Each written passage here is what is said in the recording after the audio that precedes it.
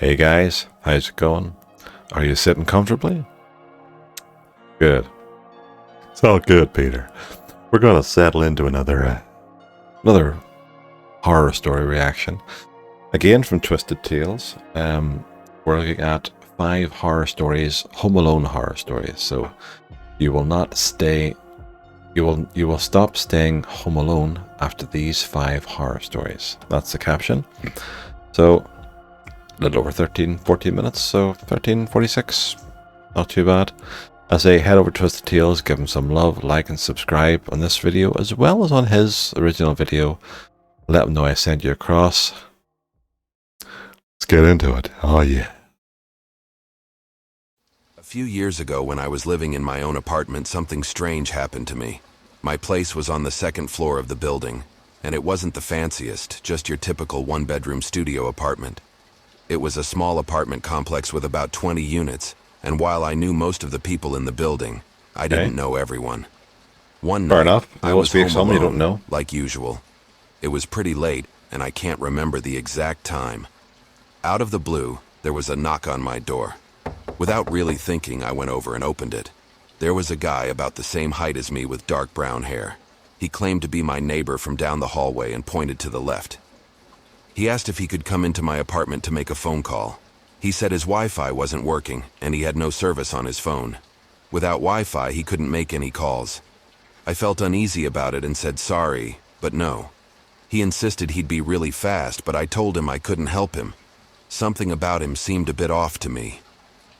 Fair enough. The man turned to leave, and I closed my door. Curiosity got the better of me, and I opened my door again slightly to see where he went.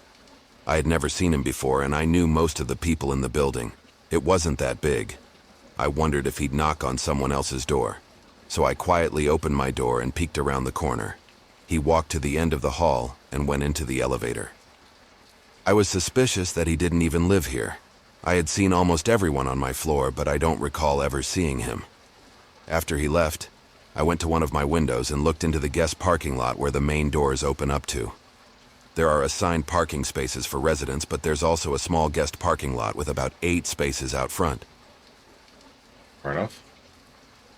I saw the man leave the building, walk to a windowless cargo van in the guest parking lot, and drive away.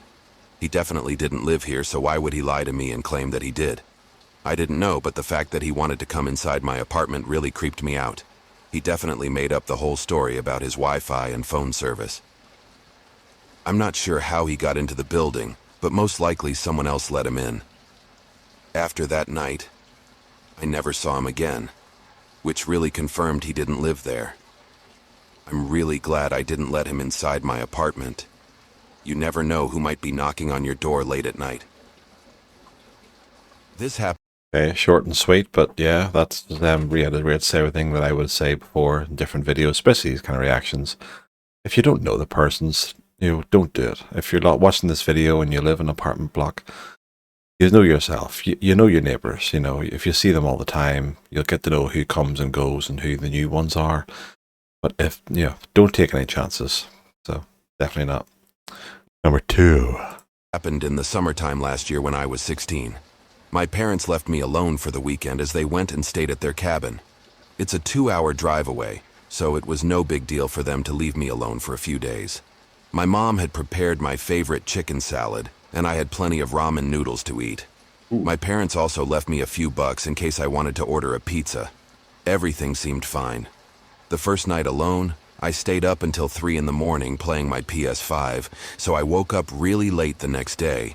I had made plans to meet up with my friends and play basketball around 2, so I hurried to get ready. I jumped in the shower and listened to some music as I scrubbed away. Then, I faintly heard the back door open and close. Frozen, I waited a few minutes, hoping to not hear any other sound. I thought maybe it was just the wind or my parents coming home early. Turning off the shower, I slid on a pair of jogging pants and cautiously walked down the stairs. When I got to the bottom of the staircase, I took a deep breath before turning the corner and going into the kitchen.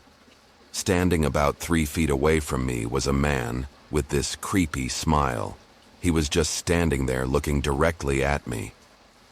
Startled, I punched him in the face as hard as I could and ran back up the stairs to my parents' room. Yeah. I locked the door behind me and barricaded it with a chair. I crawled under their bed and called 911.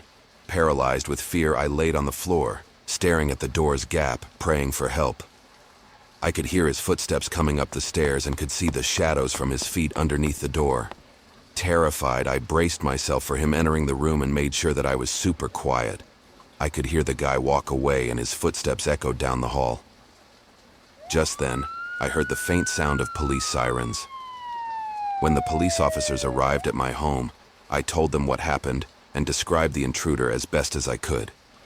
Nowadays, my parents don't leave me home alone, and I find myself checking every lock and every window before going to bed.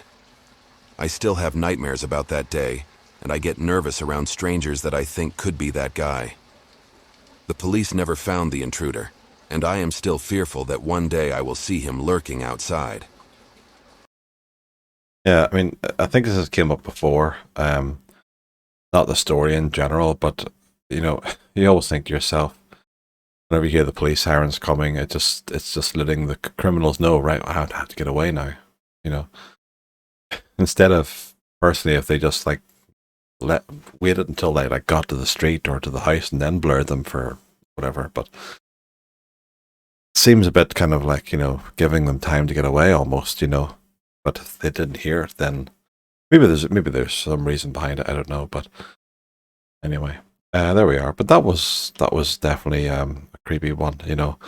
I always see, maybe it's because I come from a security background. Even my parents are always saying this as well. But I'm forever locking things behind me. It's just ingrained into me at this point, because you have to keep things secure, no matter where you are, what you're doing, even in work-related areas. Not there. If there's areas that shouldn't remain open or easily accessible, keep them locked. Especially if there's storerooms or whatever it may be, or files or whatever. You keep things locked. And if it's a back door to your own personal house, yeah, I'm generally always keeping it closed and locked, as well as the back gates and everything else. But you just don't know who's out there. You're better off being safe than sorry. So anyway, number 3. These are short and sweet. 3 years ago, when I was 16, I met this guy on Facebook. I will call him Craig for privacy reasons. We both went to a nearby school, and after chatting, we decided to meet up for a movie. Things seemed great at first, and we actually ended up dating. The first time he came over to my parents' house, though, things were a bit weird. I noticed he had an ankle monitor for house arrest, but he wouldn't tell me why. That was definitely a red flag. My parents were really concerned, but since he was a minor, my parents couldn't find out more. They told me to stay away from him and forbid me from hanging out with him. Despite that, we still hung out secretly, either at his house or around town. One day, we were in his bedroom, messing around, and I noticed someone standing outside looking through the blinds of his bedroom window. When I told Craig that someone was watching us, he said it was his dad and that he just liked watching. I found his answer to be really creepy and weird. Yeah? Things took an even darker turn when I decided to break up with him. He started crying, saying he was in leukemia treatment and that he really needed me. Yeah. Feeling sympathetic, I reluctantly agreed to be friends. Unfortunately for me, that's when the stalking began. Although we didn't have any classes together, he'd stand outside my classroom just staring. It then escalated to him following me home, getting on the same bus, and walking behind me to my house. I was too scared to confront him. When I finally told him to leave me alone, the harassment intensified. I received over 30 threatening calls and text messages each night. Half of them were filled with death threats. The other half love songs playing in the background. You don't even wait till it gets to that point. You go straight to the police. Seriously, straight to the police, and report him and his dad. Or him reciting poetry. Blocking his number didn't work. He just kept getting new ones. One morning, I found a chocolate box shaped like a heart on our front porch. It had a large knife sticking out of the top of the box. Attached to the box was a creepy message saying, "I'm never going to let you go." I was so terrified, and I told my parents. They contacted my school, and the school suspended him. But he persisted, waiting at my bus stop and walking home with me. One day, he ran and grabbed me so tightly. It hurt so bad. and felt like he had cracked one of my ribs. God. He apologized in a voicemail while dedicating another creepy love song to me. The scariest night was when I woke up, went to the kitchen, and saw a silhouette in my backyard. It was him, just standing there, staring. I yelled, and he vanished by the time my dad went outside to check. What was even more creepy was that I hadn't seen him in person for a good while after that. But every few months, he would create new Facebook profiles to friend request me. I would block and report each one. I ended up filing a restraining order, and my dad got a gun, just in case that weirdo showed up again. Creepy. I mean, when it comes to any kind of stalker story as well, it is seriously disturbed. These people just need help. There's a lot of people in this world need mental help, you know. But definitely, whenever they just don't leave you alone like that, yeah, they're not the full shilling, you know. So let me see, number 4. A couple of years ago, I went on a trip to visit some college friends cross-country. The nearly 18-hour drive was a daunting task, so I decided to split it into 2 9-hour sessions. I booked an Airbnb on the way there, and booked a different one to stay at on the way home. It was a chilly winter night when I reached a small town around 9:30 p.m. The area was tiny, surrounded by farms and isolated houses, and it made it the perfect halfway point for my long drive. The last Airbnb was in an even smaller town among a few stores and scattered houses. As I approached the Airbnb, it struck me as peculiar.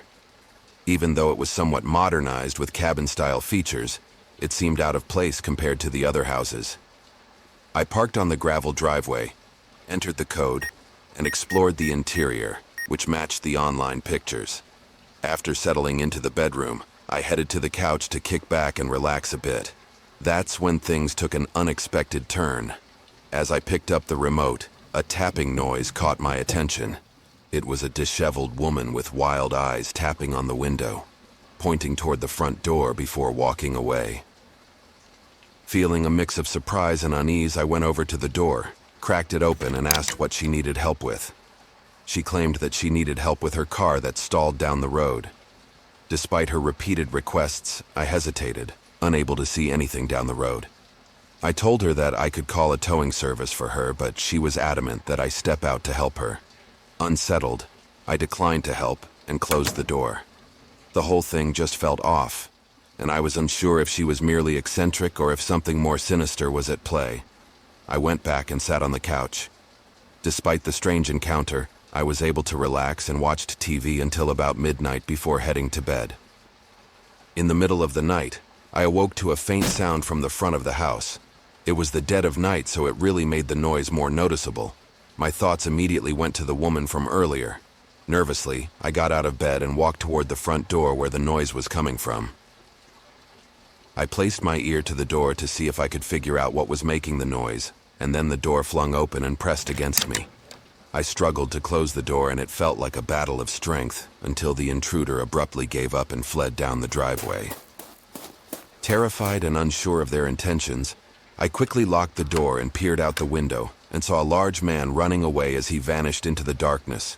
Without hesitation, I grabbed my belongings, ran to my car, and drove away, leaving the strange Airbnb behind. To this day, I wonder if the woman and the mysterious man were connected. I'm truly grateful that I escaped whatever ominous fate awaited me that winter night. You wouldn't know. It may have been connected. It may have been, you know, I've heard stories where some B&Bs where, you know, the owner would pass on details and when people are in the house so other people could come along and try something. But thankfully that's few and far between. It still wouldn't put me off things like that if you're going somewhere, but, you know, you just always have to be wary and careful, you know. But try not to let it put you off. But anyway, last one, number 5. Back when I was around 16, my family lived in a farmhouse. It sat at the end of a dirt road, making it feel like we were in the middle of a wilderness adventure. One night when my family was away, I found myself home alone, and things took a creepy turn. It was nearing midnight, and I was sprawled on our living room couch with Max, our aging family dog. Max wasn't the most active dog at his age, and he could easily sit through an entire movie motionless by my side. During a quiet part in the movie, Max's ear perked up and he turned his head towards the front door. Curious, I muted the TV, but I couldn't hear anything. Max, however, stayed focused on the front door. I figured someone might be at the door, but it didn't make sense considering our isolated location.